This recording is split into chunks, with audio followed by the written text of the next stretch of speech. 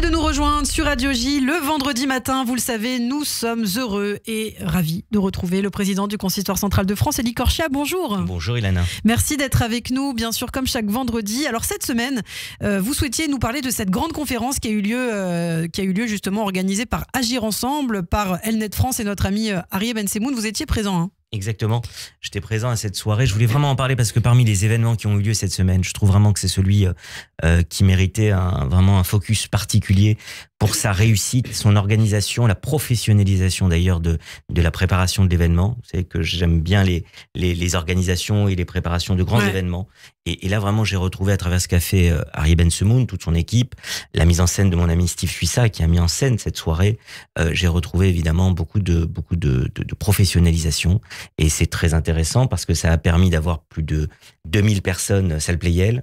Et encore, ils ont dû fermer les inscriptions. Beaucoup n'avaient pas pu s'inscrire. Une salle qui était vraiment très très bien composée, avec énormément de monde intéressé, des gens qui sont venus pour écouter ce qui allait se dire, et puis un plateau avec plusieurs séquences, et je vais y venir, plusieurs séquences qui ont donné vraiment des analyses, des éclairages très intéressants sur la situation que nous vivons depuis le 7 octobre, agrémenté d'ailleurs d'une partie musicale avec mon amie Isabelle Durin, que j'avais fait venir à la Convention nationale en Israël, et Maxime Zekini au piano, et Isabelle Durin, avec son art du violon, a aussi accompagné certains moments d'émotion, notamment lorsqu'il y a eu le film au départ. Nous étions le 19 mars, donc 12 ans après les attentats de Toulouse et Montauban, et Arié avait voulu que, sur la musique notamment de Yentl, eh bien, on puisse voir sur le grand écran de la salle Playel, que nous puissions voir un film qui retraçait eh bien, les atrocités, malheureusement, des attentats de Toulouse et de Montauban. Ensuite, une vidéo qui a reproduit eh bien, les moments, les attentats islamistes qui ont endeuillé la France, tous les attentats islamistes qui ont endeuillé la France depuis 2012. Et puis enfin, une troisième séquence vidéo qui montrait évidemment ce qu'Israël a vécu le 7 octobre, puisque cette soirée, cette grande conférence, c'était aussi l'après 7 octobre. Dans les moments forts qu'il y a eu, il y a eu une première table ronde animée, j'en parlais tout à l'heure avant d'entrer en studio, par Christophe Barbier. J'en parlais avec lui il y a quelques instants, qui a été très réussi avec 4 personnalités. Laurence Ferrari, la journaliste que nous connaissons bien et qui a eu des positions extrêmement fortes, puissante depuis le 7 octobre sur CNews. La deuxième personnalité, c'était Michael Prazan, le réalisateur et écrivain qui s'est beaucoup exprimé sur ce sujet depuis ces dernières semaines. Je l'avais vu notamment chez Franck Tapiro sur DDF intervenir à plusieurs reprises, qui a été très clair aussi sur son analyse de la situation.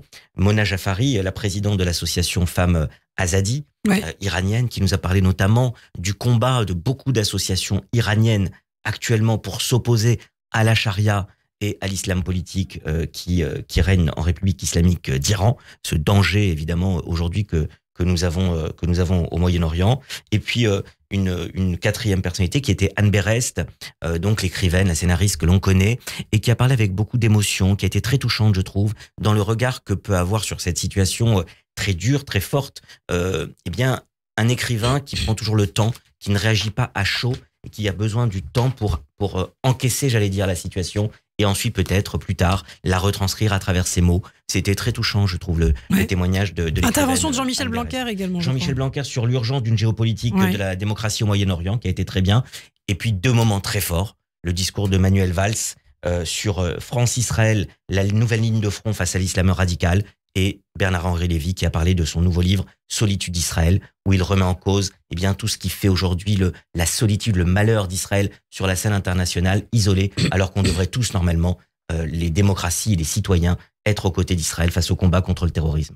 Alors chaque vendredi, Élie, vous nous apportez un ouvrage à lire pour Shabbat, et c'est un ouvrage assez politique, je crois.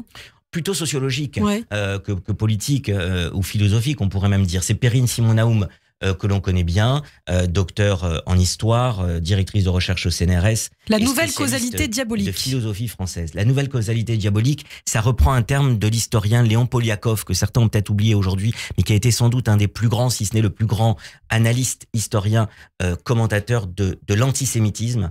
Elle nous parle de cette permanence de l'antisémitisme, mais comment le virus de l'antisémitisme a muté, il s'est transformé au cours des siècles, et elle nous explique que cette diabolisation, finalement, c'est ça le titre du livre, cette diabolisation du juif à travers l'antisémitisme qui a traversé les siècles jusqu'à aujourd'hui, comment ça s'est transformé, comment les différents régimes démocratiques à travers notamment ces dernières décennies ont pu faire face à cet antisémitisme, et comment il y a un projet juif à travers le judaïsme, et c'est ça qui est très intéressant. Évidemment, ce matin, ça m'a beaucoup touché, c'est pour ça que je vous en parle.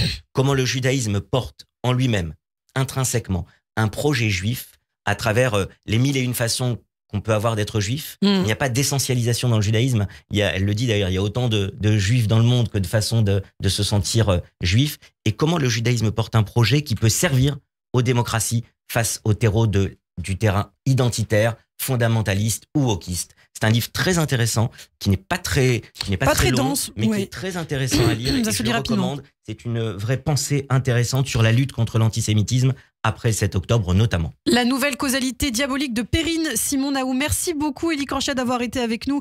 Et je vous dis Shabbat Shalom, à la semaine prochaine. À la semaine prochaine. Radio J, Zoom Israël.